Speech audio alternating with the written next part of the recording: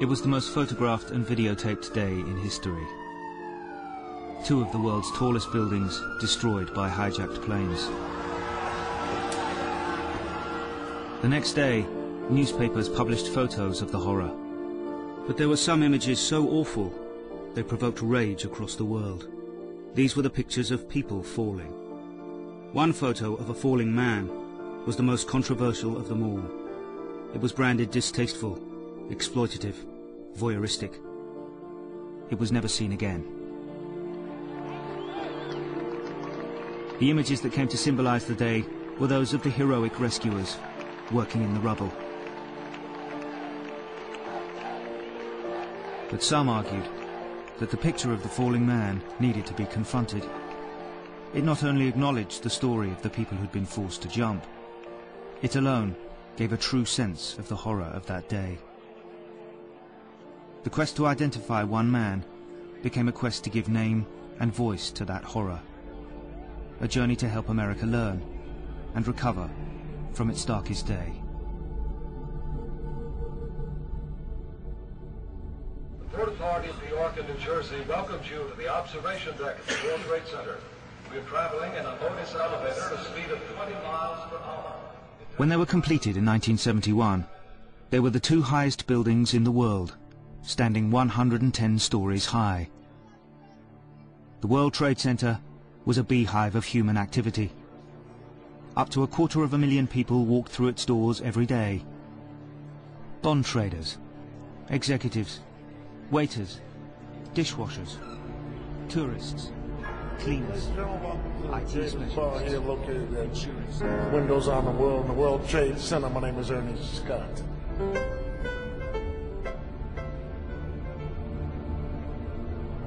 Please watch your step as you exit.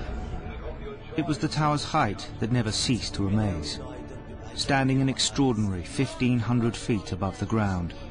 Tuesday, September 11th. I'm James Faraday, and here's what's happening. September the 11th, 2001, was just another ordinary day. Lower humidity than recently, the high 80, dropping to 60 tonight, up to 78 with sunshine tomorrow, 76 Thursday. This is Steve Torrey. It appears Michael Jordan will indeed be coming out of retirement. 8:46 a.m. Flight 11. 9/11. Certain phrases have become shorthand for the worst attack on American soil in history. Still around, guys, still around. When it was all over, the world preferred to remember the heroic images of the rescuers and how the American spirit had prevailed.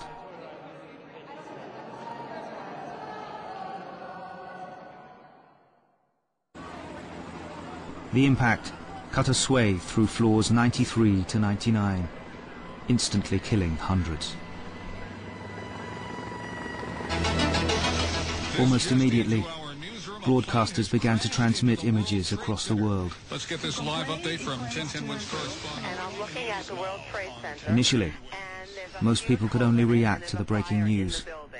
One of the world's tallest buildings wounded by an errant aeroplane. I've now moved inside a building. But for anyone with a relative inside or nearby, the immediate thought was for their safety. I turned to my computer and I typed, hey, are you there? Meaning, are you at work? He worked for Bloomberg LP. And I was going to give him a heads up not to go downtown because of what had happened. So I get a response back that says, yes, I'm here. I'm on the 106th floor. There's a lot of smoke. I'm scared.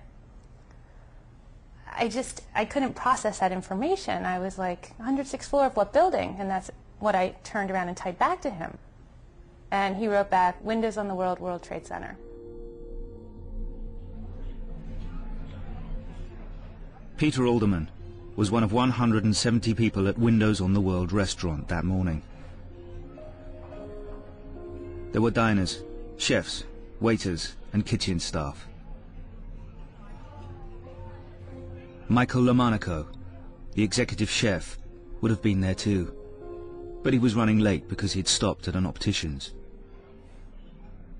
God, how could that happen? How could a plane on this beautiful, crystal clear, blue skied day, run into the building? How could that happen? I started to take stock of, who's up there, what's happening at windows. I tried to take a mental roll call to try to recall who was there at that moment.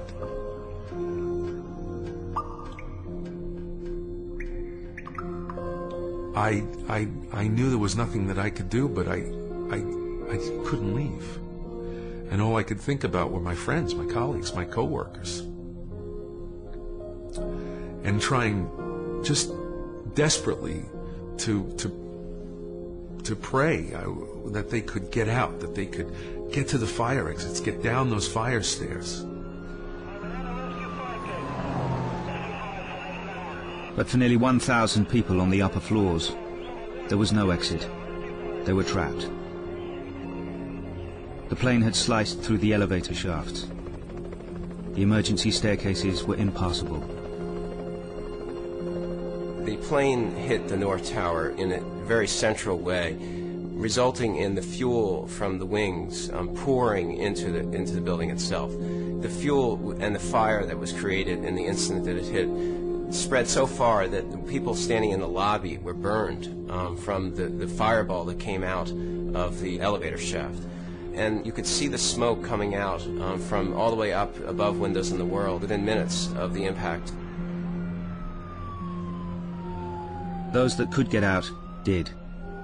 But for the others above the crash site, the heat and thick smoke was already making it difficult to breathe. In some places, impossible. But the watching world could only guess at the terrible conditions inside. Only those in direct communication realized that the danger had spread far beyond the crash site, and that casualties might number, not into the tens, but into the hundreds, even thousands. I was freaking out. I was crying, and my boss came into my office, and he's like, it's okay. It's just a fire. They're going to put it out, and he's okay. So I wrote back again to him saying, can you get out? And he wrote back, no, we are stuck.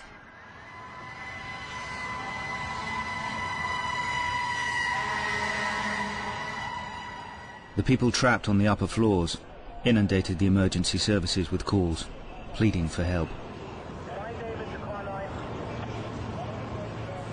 At the point of impact, temperatures were reaching over 1,000 degrees centigrade. As the flames consumed everything in sight, the smoke was becoming increasingly toxic. In desperation, windows were broken to let in fresh air. This only made things worse. For some people, there was only one option left.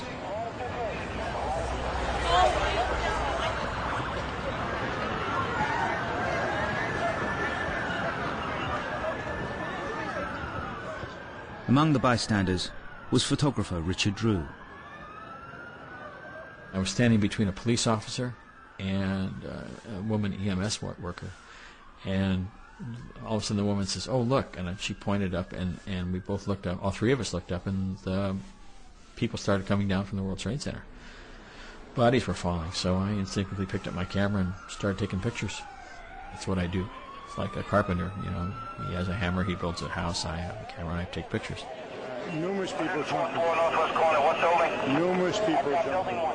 You could hear the sound. They would fall to a certain point, and then I couldn't see them anymore because my view was obstructed from where I was. But you could always hear them hitting the ground like a sack of cement, a big thud.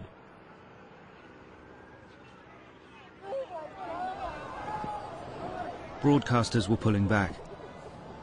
They weren't showing the people falling. They were reporting them. People are jumping out the windows. Over there, they're jumping out the windows, I guess, because they're trying to save themselves. I don't know. But pulling back didn't spare people from the horror.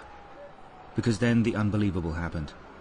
Something that made it clear that the first plane wasn't an accident.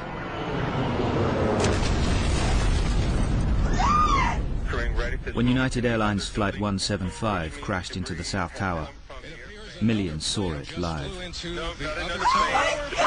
debris from the plane, which means that the other building is You can't even see down Broadway from the vantage point of City Hall. I've now moved inside a building, but all the buildings along Broadway here at City Hall are being evacuated. On my way Now, up to this building, the 1,000 people trapped in the North Tower were joined by 600 in the South.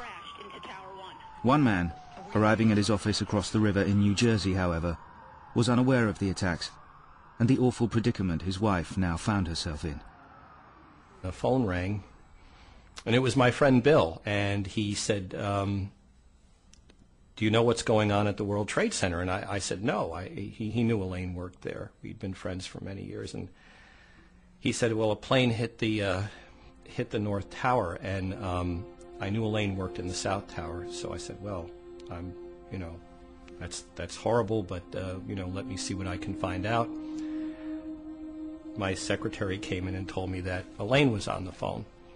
The first thing I said was, well, thank God you're okay. And she said, well, not really. And she told me that smoke was coming into the room, was coming through the vents, and that there had been an explosion beneath them. She didn't know a plane hit. Elaine Gentle had seen the North Tower hit and had immediately began helping her colleagues to evacuate. She was on the 97th floor when the second plane struck and was now among those trapped. As she was speaking to me, I could hear her voice. Her breath was labored, and I remember saying, don't breathe so hard, try to relax. When I asked why they didn't try to go down, she said it was really hot out there. And she meant the area near where the elevators and the stairwells were. I didn't understand that. But it was evident to me just from her breathing that it was becoming impossible to be there anymore.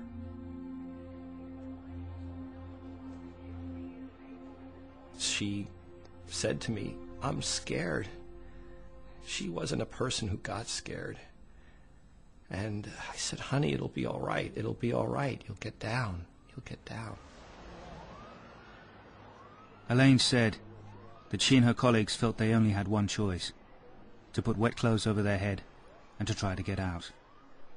She said to me that she loved me, and she said to tell the boys that I loved them. And I was shocked that she was saying this to me. I said, of course I will, but it's going to be all right. And she said, I love you. And I said, I love you. And she said, I love you. And I said, I love you. And then I said, call me when you get down. And when I hung up the phone, I was horrified. Jack Gentle doesn't know what happened next, but he knows where it all ended. I know that Elaine was found on the street in front of the building across from hers. So whether she jumped or fell, I don't know.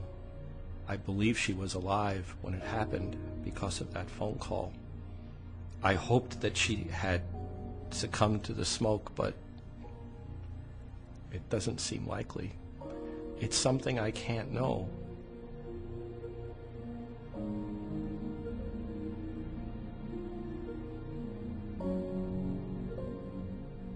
In some ways, it might just be the last element of control that you have. Everything around you is happening and you can't stop it. But this is something that you can do. And to be out of the smoke and the heat, and to be out in the air, it must have felt like flying.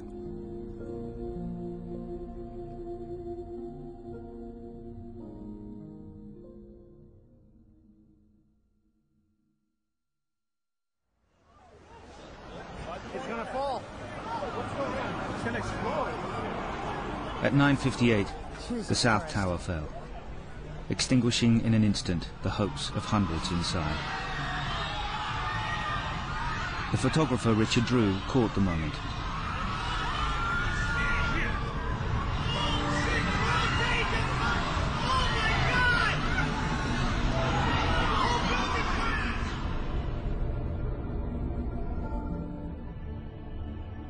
I think the camera is sort of a filter for me between me and what I'm photographing, and I'm only seeing what's coming through my lens, and that helps me sort of separate it, I guess, psychologically.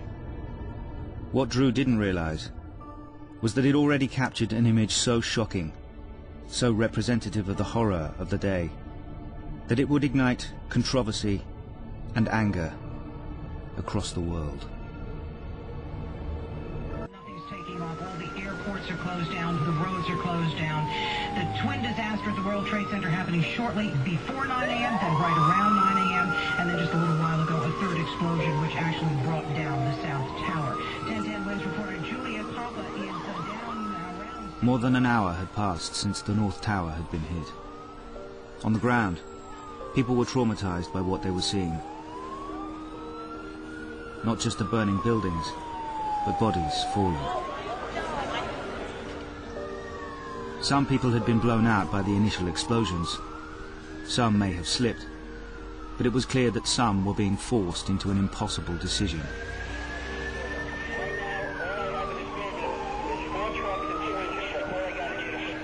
The fire continued to spread, burning up the furniture and office papers and the combustible materials throughout the buildings, and the tower itself became like a chimney, sending the smoke up towards the top of the tower. And as time passed, the situation became desperate. There was a long period of time where people were just, hanging out by the windows, waving things. You saw one man just, waving a long white, is it a tablecloth? It's not clear.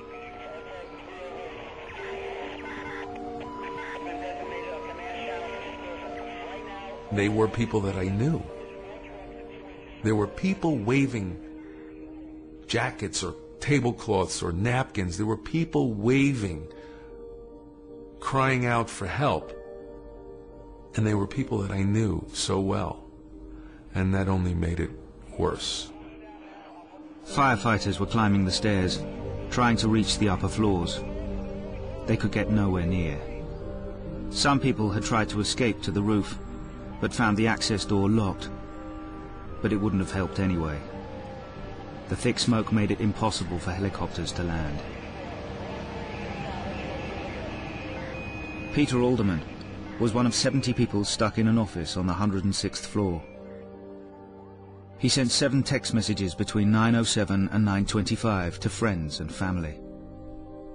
His growing desperation was clear. Someone had asked him if they could evacuate the building, and he said, we can't even move. When I spoke to him, he said, no, we're stuck. And I took stuck to be, maybe in a room or something, but can't move. To me, that sounds much, much worse. He said the room was filling with smoke, so, the situation was definitely deteriorating as the minutes were going by. You're able to see more and more people assembling at the windows. As time is passing, not only are they assembled at the windows, but they're stacked upon each other at the windows. Acting, I'm sure, with an irrational search to somehow breathe. Pushing up against the windows and bodies lying upon each other.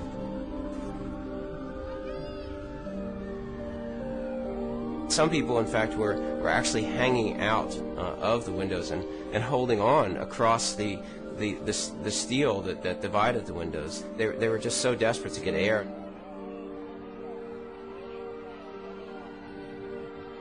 Imagine leaning out of the 109th floor of the World Trade Center. No rational person would ever do that. Holy shit! Oh my God! Numerous people jumping. Numerous people jumping. There were things that were so big that were falling. And it was terrifying. and horrifying to think I didn't recognize the objects I was seeing as people. Maybe that thought was just too horrendous, too horrifying to me. Others did see what was happening. Lonely, 10-second journeys. A very public way of dying.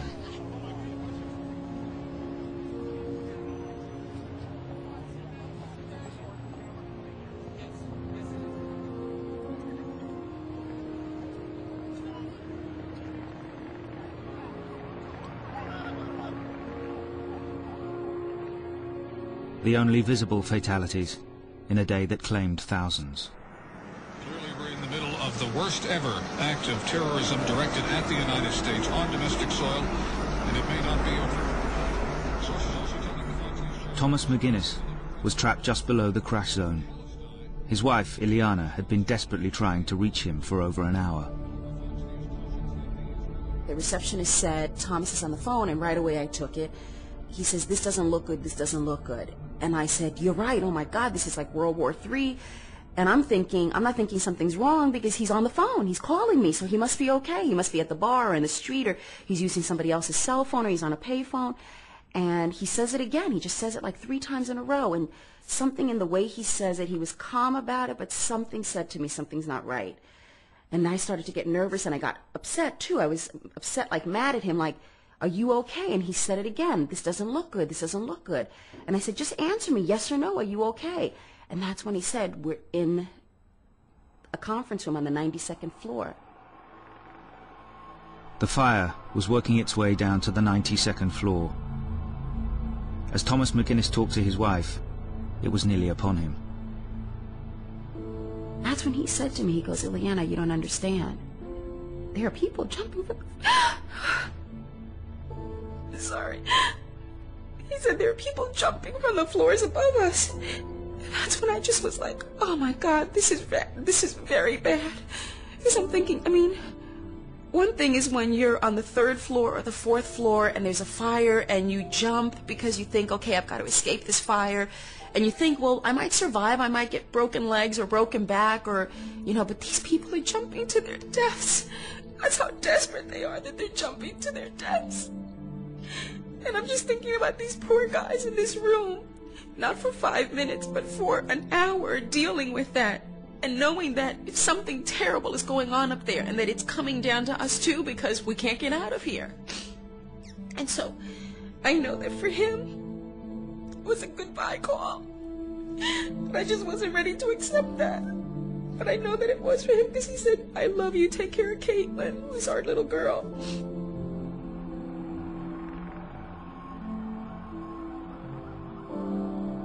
Just kept saying, you're coming home tonight, you're coming home tonight. He says, if we get out of here, it's going to be a miracle. And the last thing he said was, I got to get down on the floor. And that's when I lost the connection. And I tried again, but I couldn't get through. There was no dial tone, there was nothing. Thomas McGuinness's call was the last voice ever heard from the North Tower. 3 minutes later, the tower collapsed. By then, as many as 200 people had fallen from the sky.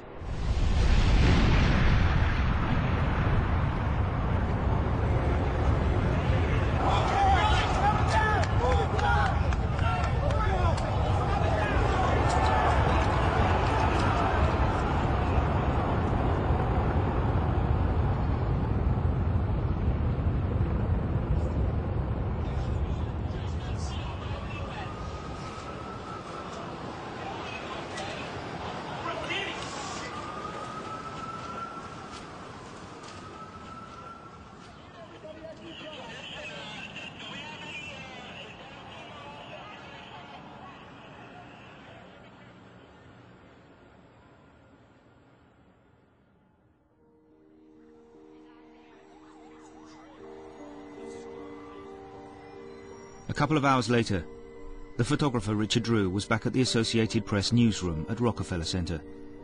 He was now methodically working his way through the images he'd shot. You photograph what's there in front of you.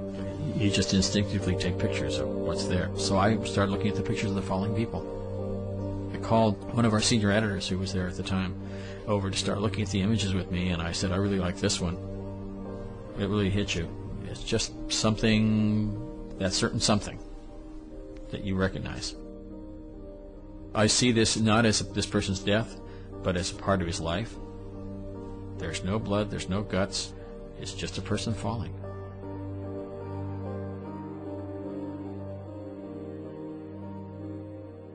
Within minutes, Drew's falling man joined thousands of images arriving in newsrooms across the world. Among them was the Morning Call, a typical mid-sized American newspaper based in Allentown, Pennsylvania. My first reaction to it was horror. I knew it was happening. There were reports of it on television, but TV stations weren't showing bodies falling from the tower. My mind right away went to, are we going to print this? And I felt we wanted to print it, but could the person be identified, you know? First thing I tried to do is look very closely to see, and I couldn't. The editors wanted to choose images that best captured the story. To gauge opinion, they pinned many on the wall. Among them was the falling man. I felt like I was punched in the stomach. You know, it was such a strong image. It was hard to look at. You feel like it's a private moment. You feels almost obscene looking at this. You feel like you're taking away the person's humanity a little bit. I said I had the same reaction to the Eddie Adams photo where the South Vietnamese police chief stepped up to the Viet Cong prisoner and put the pistol to his head and shot him in the temple. It's just the last moment of a person's life. Naomi's reaction was, exactly, it is just like that Eddie Adams photo, and that's a Pulitzer Prize winning photo, and that's exactly why we should run it. At the afternoon news meeting, as the staff tried to absorb the day's events, the editor canvassed opinion. By the time we got to the news meeting, I recall there were probably a few voices for concern. We'd still discuss the concern. Naomi was very passionate about the photo.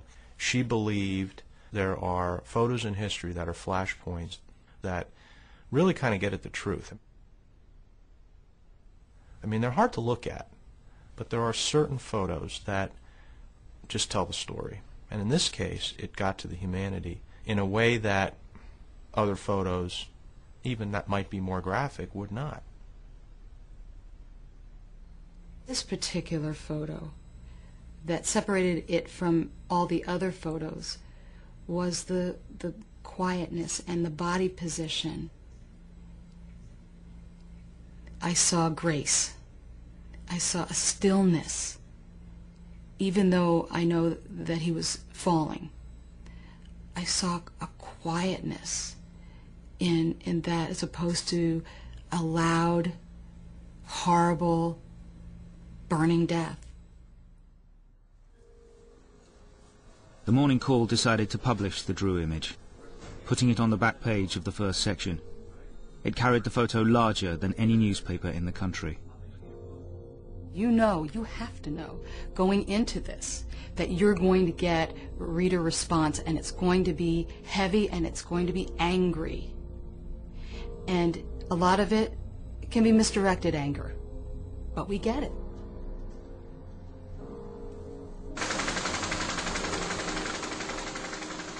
On the morning of September the 12th, 170,000 copies of the paper carrying the image of the falling man were distributed throughout the Morning Call's region. Allentown is so typically American that it's regularly used by pollsters to canvass American opinion. Its response was unequivocal. To the editor, it was with utter disgust that as I read the September 12th edition, I turned a page only to see a large photo of some poor soul plummeting 1,000 feet headfirst to certain death. Do not let your children read the Morning Call. the half-page colored picture of a man falling out of the window was used in such poor judgment. I'm not an angry guy. I'm pretty much a very passive person. Nothing phases me. I'm very lighthearted. But that day, that picture, just made me angry. We had more response on this photo than I believe we've ever seen on any photo published, and a passionate response, and that's saying a lot. Never really seen something like that. Many people just didn't want to look at it, and they were angry. You knew that a few seconds earlier that person had to make a decision. They were executed, but they had the choice in the manner of how they were going to die. They were either going to fall to their death or they're going to be burned alive in the building. There was no third choice. And when you saw that photograph, you immediately knew that this person had thought those thoughts, had made his decision, and acted on it. We had to capture the enormity of this event. There had never been anything like it prior, and the images were absolutely critical. I really think it did cause anybody who looked at that photo to think about that. What would I do? I thought about that myself. You know, what choice would I make? And the absolute horror of making that choice. And I think maybe that's the personal space that we went to with some people where they thought about what would their personal choice be. We have not run it since that day, since September 12th. We just couldn't, scratch at that scab again and open that wound. But the photo had already been published, and the reaction in Allentown was mirrored around the world. But some who saw it couldn't get it out of their mind. I remember seeing that picture. It stopped me. There was something that was every day about the person who was in it. You know, he looked like any guy who you see in the city, and yet there was something, forever remote about him. I mean, how could you ever possibly get to that experience? He seems almost perfectly composed. This is impossible. This picture, it should be, and it will go everywhere. I never saw that picture again. The photo had disappeared from public view in a remarkable, spontaneous act of self-censorship. Newspapers and magazines decided not to run it again. No one wanted to confront the existence of the Jumpers.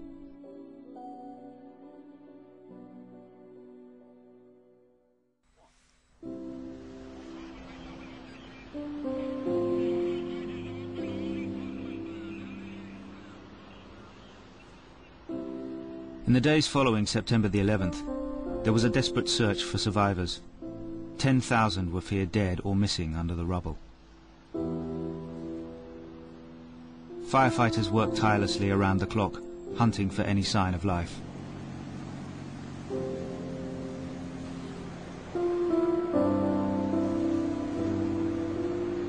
Americans had recoiled from the falling man. But now, pictures of the rescuers was something the nation could celebrate and rally around.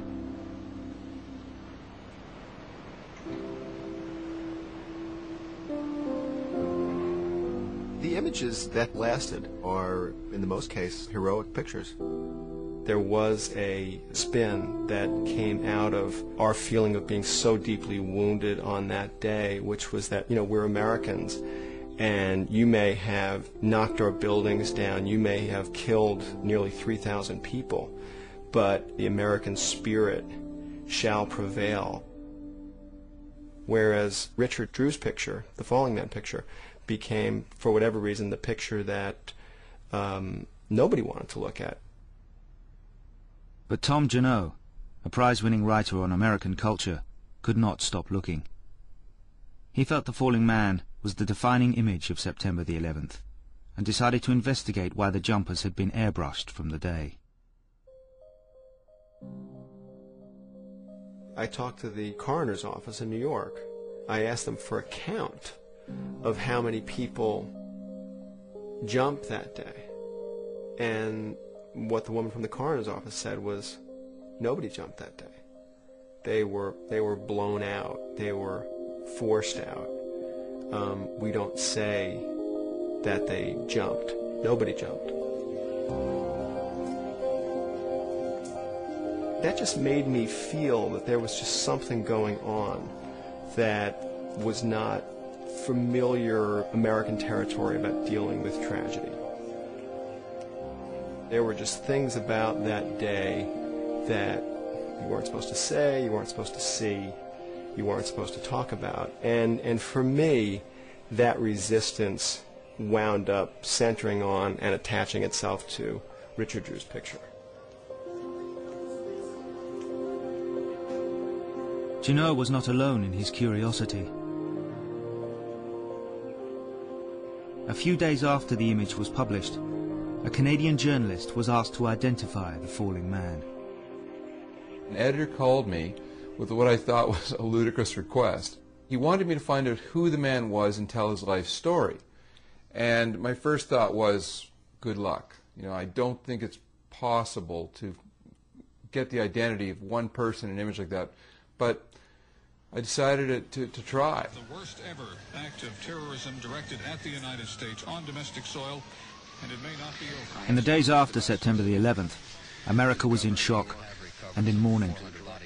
The country closed in on itself. And have ordered that the full resources of the federal government go to help the victims and their families, and to conduct a full-scale investigation. News cautions that the Israeli government sources believe Osama bin Laden is in fact responsible. Who committed this act? Peter Cheney began his hunt for the falling man by having the image enhanced. I saw that he was black or Spanish, he had a goatee, and the jacket was more like a waiter's jacket, and he had black pants and a particular type of shoe. He was wearing what looked like a restaurant worker's outfit. Based on the odds, I thought that this guy had most likely come from the windows on the World Restaurant.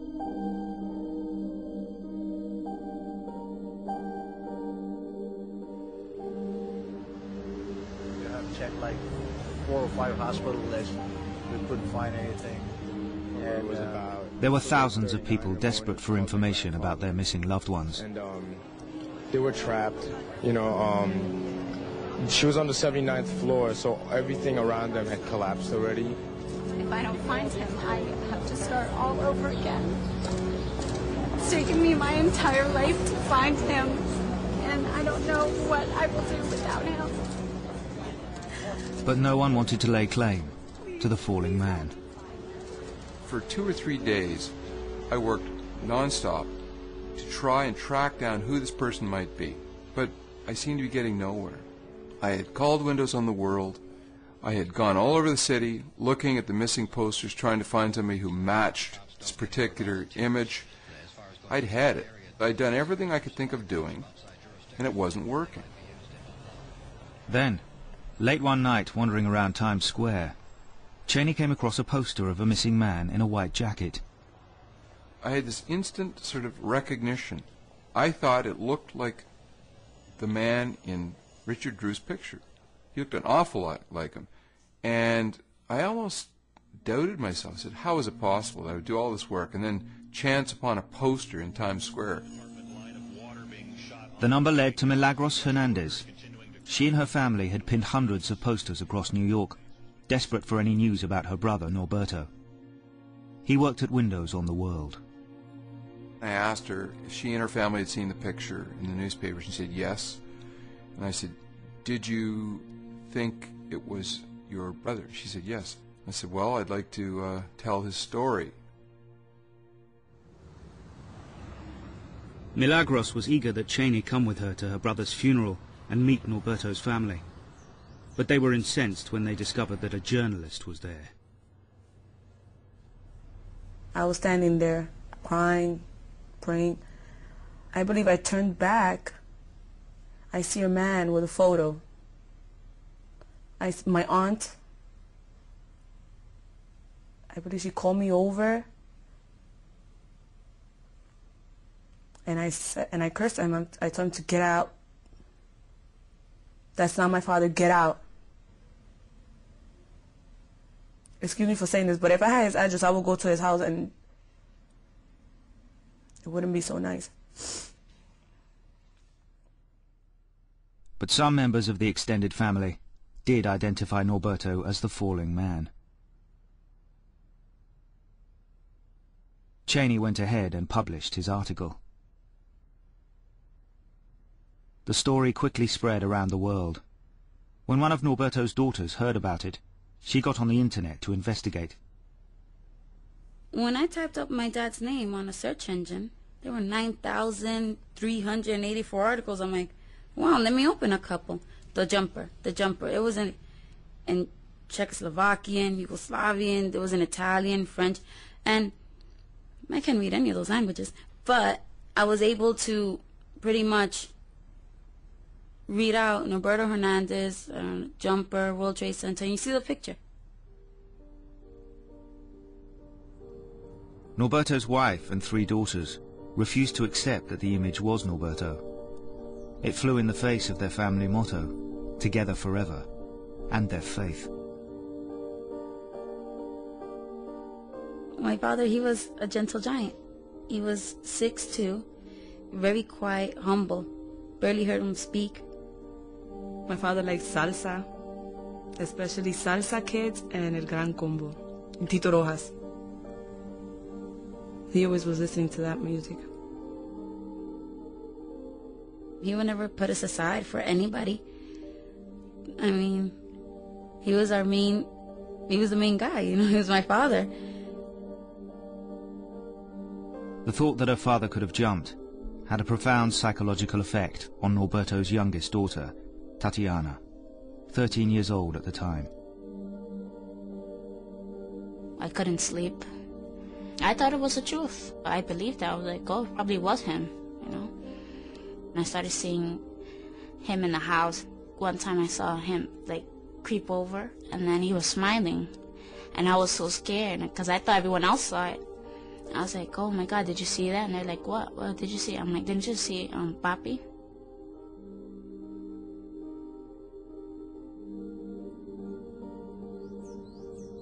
Because of her daughter's trauma, Norberto's wife decided to leave the family home of 25 years. The family moved, hoping for some peace. We were together for nearly 30 years, and I can put myself in his situation. There's a fire. I'm on the 107th floor. I'm not going to jump through the window, because I'm thinking, and I know what he was thinking. He was thinking of me, his daughters, his grandchildren, and his mother. I'm not going to jump. I'm going to try to escape any way possible, down the staircase, any way. But the last thing I would do is jump out of the window.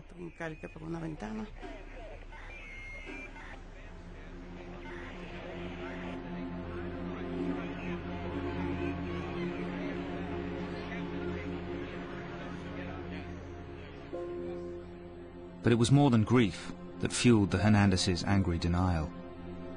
It was something more fundamental.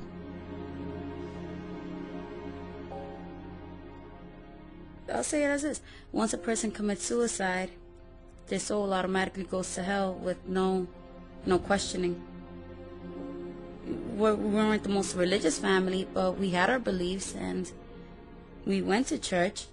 So by you calling him the Jumper, you're kind of saying that his soul is damned. You're telling me he's in hell. I think that's mostly what got to my mom. That's what got to me, too. To the Hernandezes, the thought of their Norberto jumping was impossible. To them, it was a betrayal of love and faith. To others, the idea of identifying the falling man smacked of voyeurism. The chef, Michael Lomanico, had worked with Norberto for nearly 14 years. What do we stand to gain by identifying this person? What's the purpose of this? Why this exercise in trying to look at this photo and understand who's in it? What will we ever know about this photograph that it doesn't already say on its own.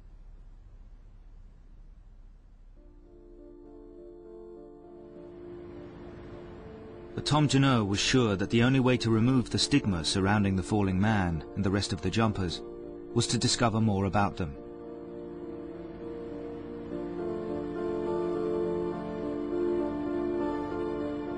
I felt that the idea of people jumping, I felt that the jumpers, I felt that the falling man had been sort of pushed to the side. There was an element of exclusion, that he died improperly. That we want to remember this day for its heroism. And whether we think of the jumpers as heroic or not, they should not be excluded from the consecrated ground of American soil because they died in a way that makes us uncomfortable.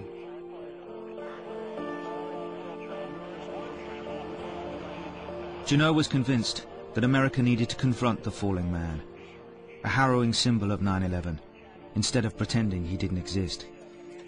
He then found someone who provided justification for his mission, someone who'd found comfort and peace by accepting that his loved one may have jumped. It had to be so intense up there, and there was no other way out, that it was either burn alive or go quickly. I envisioned that it had to be the towering inferno, and from the photos I saw, it obviously was. Who knows how much smoke was in there? You know, do you suffocate to death or do you jump? I think it was brave to do that. When the media started posting photographs, then I started searching to see if Karen was one of those jumpers. After a while, it just became an obsession with me. I was so intense on just finding something. I found some photos in my search that I think was Karen jumping. I know it's her because the clothes and the shape, I would know her from a shadow. She had a blue sweater top on, sleeveless, and cream-colored pants. If you look at the pictures that I have, I mean, that's what I see. It wasn't painful for some reason. It really wasn't. I finally, have something I can hold on to here. This is where she was, and this is how she died. She jumped. She didn't burn up. She didn't become dust. Nothing is more painful than losing her. But not knowing how I lost her was even more painful. So now that I believe that that's what took place, it's not painful for me to talk about it. And if she jumped, she jumped.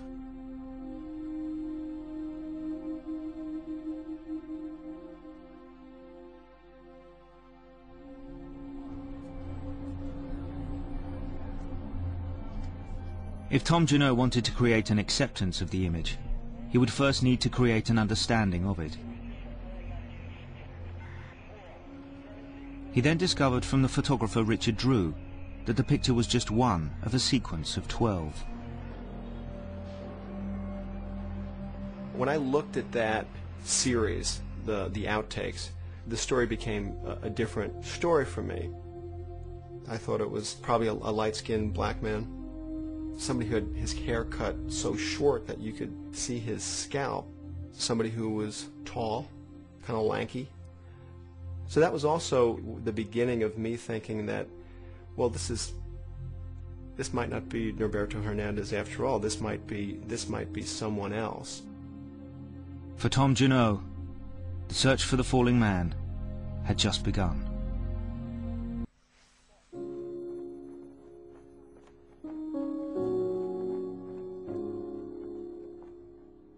As the months passed, the search for bodies was replaced by a clean-up operation. The goal now was to remove any reminder of the country's day of horror and begin the healing process. One memory had been wiped from the record long ago, the photograph of a man falling from the sky, and with it, the story of the jumpers. Writer Tom Junod wanted to make sure that healing didn't mean forgetting. If America accepted the image of the falling man, that would never happen. In his quest, he then discovered that the photograph was part of a sequence. When I looked at that series, the outtakes, the story became a different story for me. He's clearly falling. It's not this almost Zen-like acceptance of his fate. He is panicking. He is rolling through the air. As he does that, the turbulence pulls his shirt off, and the white shirt that he's wearing comes off enough to reveal that he is wearing underneath that white shirt an orange T-shirt. Well, that was new information. Junot reluctantly decided to contact the Hernandez family. He knew they were grief-stricken and angry at the media for naming Norberto. But if he could convince them to look at the new photos, he would be able to rule out or confirm Norberto as the falling man. Surprisingly, the family agreed to see him. You go to the house, and it's essentially a shrine to Norberto and the life that they had with Norberto. And there's pictures of him, everywhere. In the beginning, Catherine did all the talking for her mother. But as time went on, Eulogía became more and more eager to tell, the story. And her eagerness was expressed most positively when I asked her if she knew what Norberto had worn that morning. Was he wearing an orange T-shirt? No. No, nunca.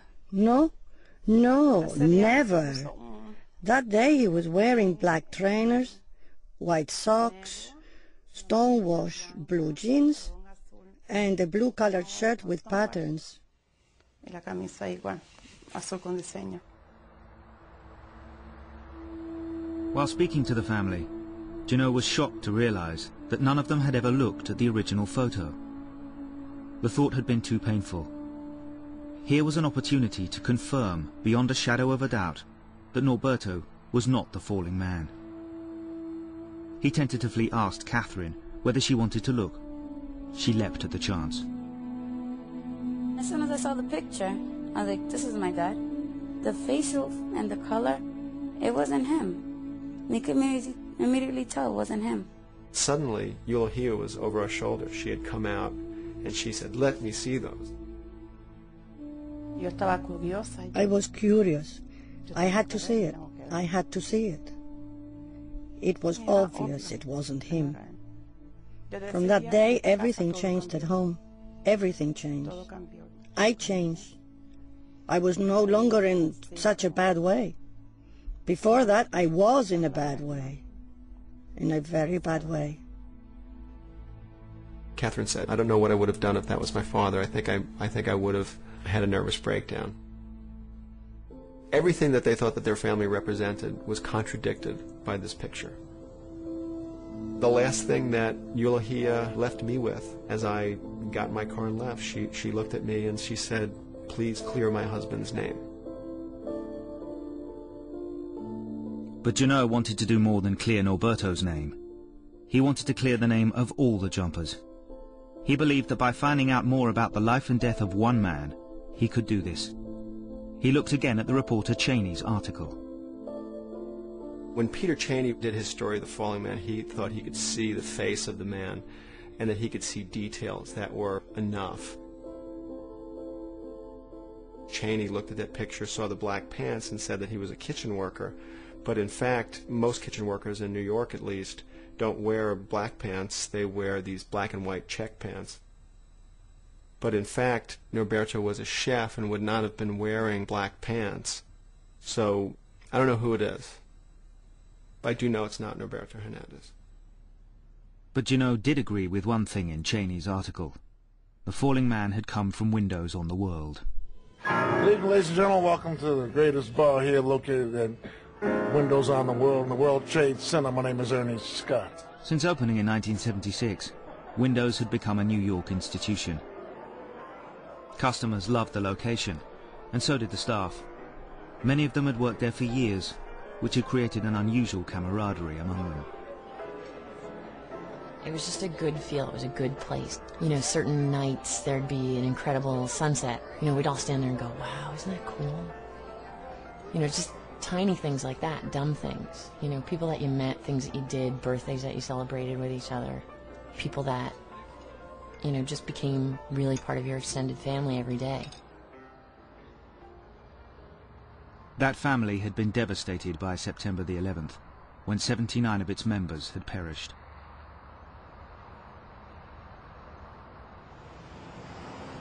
But could one of them have been the falling man? Jeannot now hired a researcher to help him.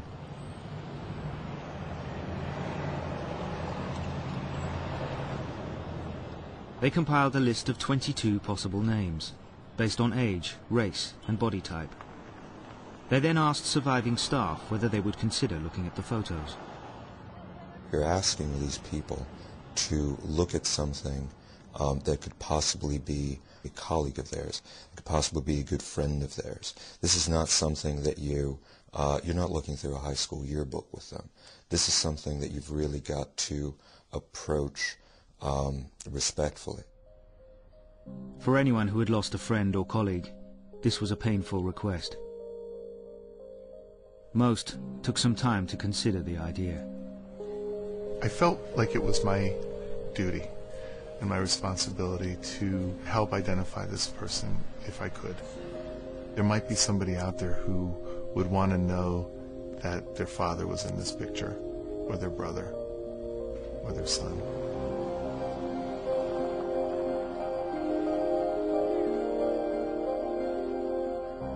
I was very nervous before I looked at the pictures.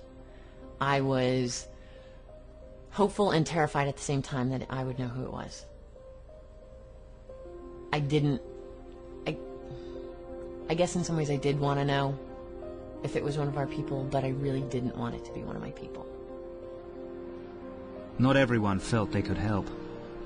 Michael Lamarnico had stood and watched helplessly as smoke, then flames, then people poured out of his restaurant. My reaction to the photographs was I didn't want to see them. I didn't want to be in the room with them. I didn't want to handle them. I didn't want to participate in this. Other Windows staff agreed to meet with the researcher, who brought with him the Falling Man series of photos. It was actually very easy to eliminate a lot of people right off the bat, and literally just went one by one, thinking about, was it this person? Was it this person? And reaching a conclusion at the end that it wasn't anyone that I could positively identify. As time passed, more and more names on the list were ruled out. Not the right body type, not the right shoes, not the right hair. Finally, there were just a few names left, and one last staff member to look. We went through those pictures with a fine-tooth comb. It didn't resonate in my mind that it was anybody from our staff. And in a way I felt really bad about that, because you want to give somebody an answer. But in a way I was so glad it wasn't. So glad it wasn't. The investigation had reached a dead end. America was moving on from September the 11th. The Falling Man was in danger of remaining in obscurity.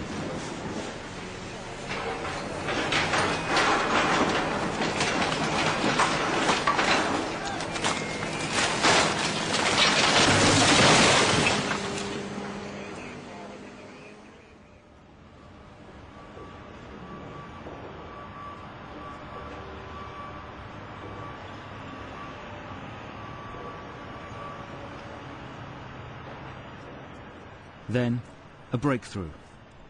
The chef, Michael Lamarnico, agreed to look at the photos. A few days later, over lunch, he met with the researcher who had with him the pictures and the names that refused to go away. No, it can't be Charlie Morrow. Can't be Wilder. What about Junior? Can't be Junior. What about Jonathan? And he stopped. Michael took a real close look, It took a while for him to be ready to speak to me about that. Jonathan was Jonathan Briley. He was a sound engineer who looked after conferences and functions at the restaurant. Jonathan fit the body type, the size, coloration of the person in that photograph, and it left the door open for me that there was a possibility that it was really Jonathan. Which, having known Jonathan and really admired him and liked him, and I thought he was just a terrific person, a good guy, a hard-working, dedicated, good guy with a great sense of humor, and a person who embodied an individual that I could call friend and respect. It offered me no comfort to think, oh, that's Jonathan.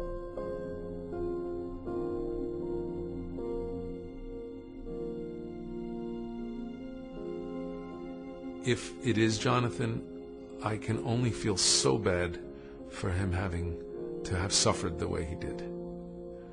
And, you know,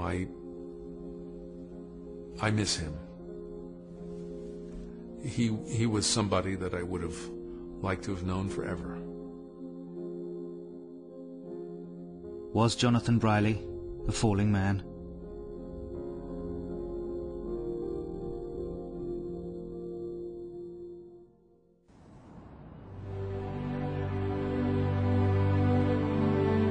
Every September the 11th, 2 giant shafts of light commemorate where the Twin Towers once stood.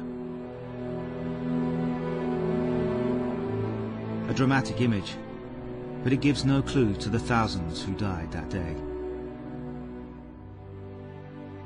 One man believed that a simple photo did. He now believed he knew who the man might be. Someone called Jonathan Briley. Now he needed confirmation from the family.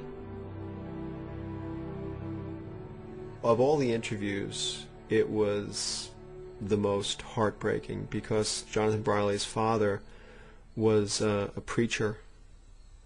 He said, "I'd like to talk to you, but I can't. For my life's work, I tell people that they have to go on after tragedy." And then he said in that same impossible voice, "But I can't do this. I can't do it for myself." The Reverend Briley suggested that Jeannot talk to Jonathan's older sister, Gwendolyn. She'd been especially close to Jonathan.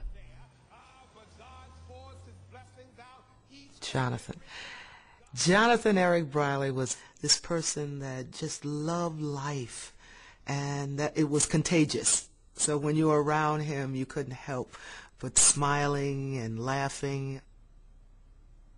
Every time Jonathan comes to mind, he's walking and he's talking and he's smiling, and he had this bounce in his step. He was one of these special people that could spread himself around the whole family, and we all got our piece of Jonathan. In the days after the attack, the Brileys waited for his return. A phone call, anything. As the days passed, their hopes of finding him alive faded. Reverend Briley gathered the family in prayer. He talked to God like someone who absolutely knew that he existed. He says, "I believe you can create a miracle. I want my miracle." He said, "I have loved you. I do love you. I believe you. I have served you. I want to know where my son is." The next day, we got a phone call from the coroner. Said to come down. They found Jonathan.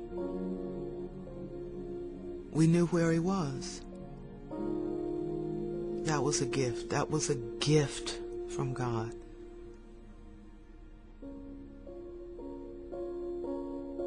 The The coroner's office identified Jonathan through DNA and dental analysis. Jonathan's younger brother Timothy had the painful experience of confirming the identification. Timothy recognized his shoes and his hands. He said, I would know my brother's hands and his feet. He took one of his shoes and he kept it. They were black tennis shoes, lace up, and then had that Velcro thing around the ankle. I didn't remember anything about an orange t-shirt, but when I talked with Timothy, he did. He talked about how Jonathan had this orange t-shirt and they would tease him because he wore it all the time. Could Jonathan be the falling man? When I first looked at it, it was almost like touching a hot stove. Your mind just I looked at the figure and I saw it was a man, tall, slim. Wow. I looked at it and I said, if I didn't know any better, that could be Jonathan. But for Gwendolyn, the identity of the falling man didn't matter. She understood that it symbolized something far more significant than a single individual. I never thought of the falling man as Jonathan. I thought of him as a man that just took his life in his hand for just that second.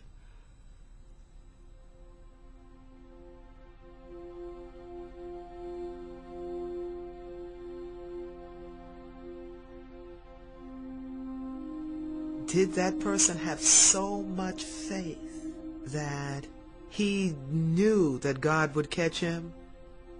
Or was he so afraid to experience the end up there?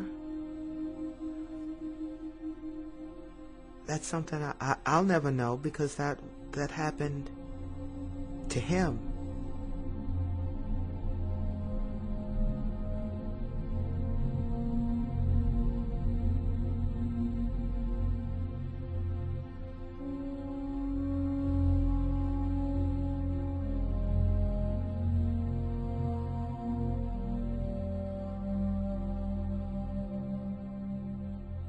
I hope we're not trying to figure out who he is, and more figure out who we are through watching that.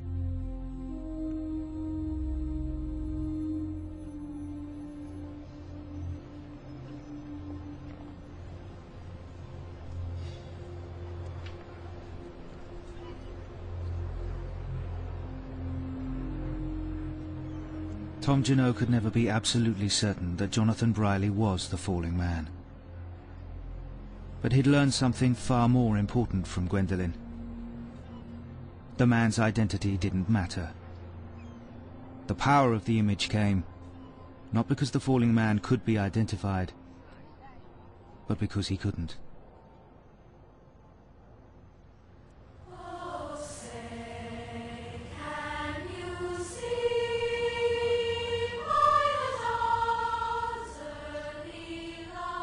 What that day needed more than anything else was essentially what a lot of other wars had, which was a tomb for the unknown. What makes the tomb of the unknown soldier so poignant is the fact that he is unknown. It's not the fact that he is identified, it's the fact that one has been made to stand for many. When Richard took that picture, I believe that he took a picture that really stood as the tomb of the unknown soldier for that day. Jesus Neptali Cabezas. William Caceres. Brian Joseph Katia. Stephen Dennis Cafiero. Tom Junod's quest had revealed just how important the falling man was. The image didn't insult those who died. Rather, it was a fitting and just memorial to them. because it forced the world to acknowledge and remember the terrible events of that day. One of the reasons why I became so determined to plumb the meaning of the falling man was that we can't hope to understand these incredible times unless we look at these images and accept the witness of these images. I mean, I think that looking at the falling man and to discuss it is the only option that we have, given that there is a falling man.